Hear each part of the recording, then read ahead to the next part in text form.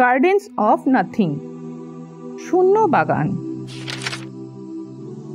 বহুদিন আগে এক লোক ছিল যার দুটি সুন্দর বাগান ছিল।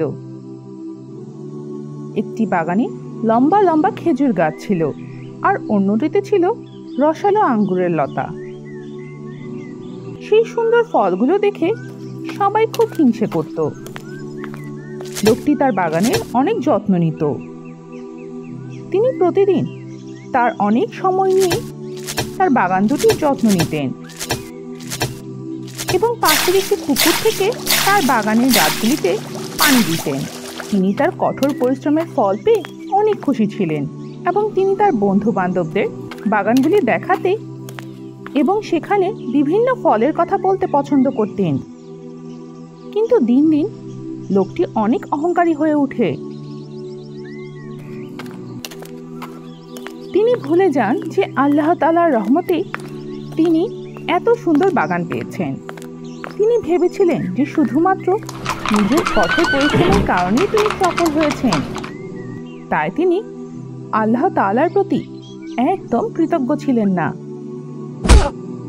তারপর একদিন যখন তিনি বাগানের পাশ দিয়ে হেঁটে যাচ্ছিলেন, হঠাৎ তিনি একটি কণ্ঠস্বর শুনতে পান যা তাকে মনে করিয়ে দেয় যে তার এই সমস্ত সম্পদ এবং সাফল্য আল্লাহ তাআলার কাছ থেকে একটি উপহার মাত্র।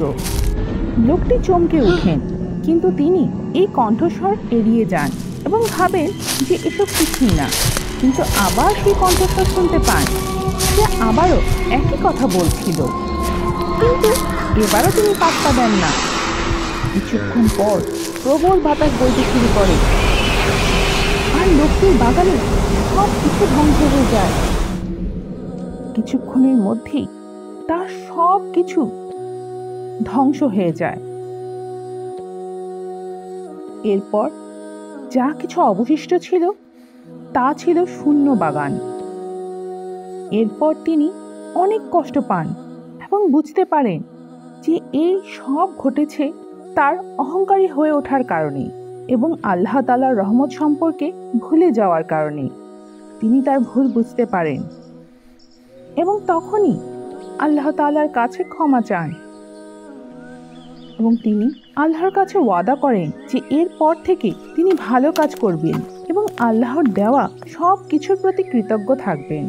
সেই থেকে লোকটি অনেক ভালো মুসলিম হয়ে ওঠেন এবং আল্লাহ তাআলার আদেশ নিষেধ মেনে চলতে শুরু করেন। তার বাগান থেকে উপার্জিত কিছু টাকা তার কাছে জমা ছিল, সেগুলো দিয়ে তিনি তার এলাকায় একটি মসজিদ এবং একটি স্কুল তৈরি করে দেন। এরপর তিনি তার বাকি জীবন অন্যদের আল্লাহর প্রতি কৃতজ্ঞ হওয়া শেখাতে এবং এর গুরুত্ব বোঝানোর কাজে ব্যয় করেন। ইবনে কাসিরের এই গল্পটি আমাদের শেখায় যে আমাদের যা কিছু আছে সবই আল্লাহ তাআলার দান। আমাদের যা আছে তার জন্য আমাদের সব সময় কৃতজ্ঞ হওয়া উচিত, কারণ আল্লাহ এগুলো আমাদের দিয়েছেন। আমাদের উচিত সব সময় আমাদের অর্থ সম্পদ আল্লাহর সন্তুষ্টির জন্য এবং অন্যদের সাহায্য করার জন্য ব্যয় করা। আল্লাহ আমাদের লোভী হওয়া থেকে রক্ষা করুন। আমিন।